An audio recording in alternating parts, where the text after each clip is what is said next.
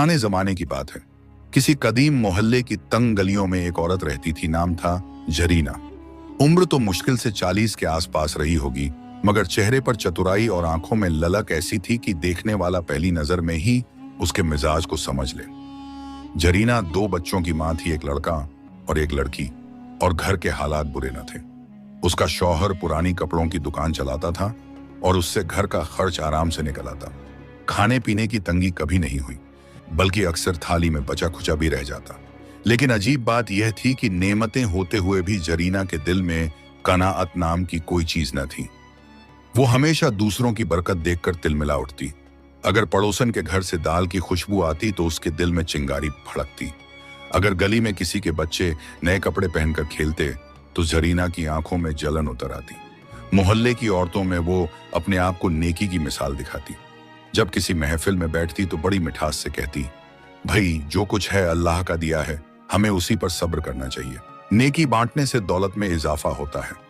लोग उसके बोलों पर कभी कभार यकीन भी कर लेते, मगर जिनके घरों के दरवाजे उसके पड़ोस में खुलते थे वो अच्छे से जानते थे कि यह औरत दिखावे की नकाब पहनती है। हकीकत में वो कभी किसी की मदद नहीं करती।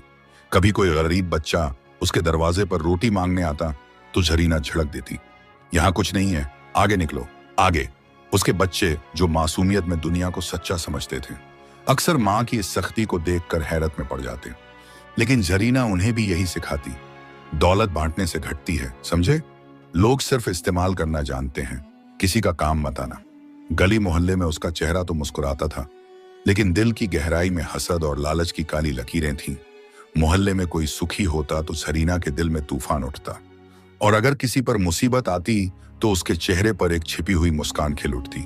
यही जरीना इस कहानी की असली किरदार है, चालाक, लालची, हर से नेकी की नकाब में लिपटी हुई। गर्मियों की एक दोपहर थी। मोहल्ले की गलियों में धूप ऐसे उतर रही थी जैसे आग के शोले बरस रहे हों। लोग अपने अपने घरों में दुबके पेड़ी तक बैठे थे। दरवाजों पर मोटे पर्दे डाल दिए गए थे ताकि बाहर की लपट भीतर न पहुंचे।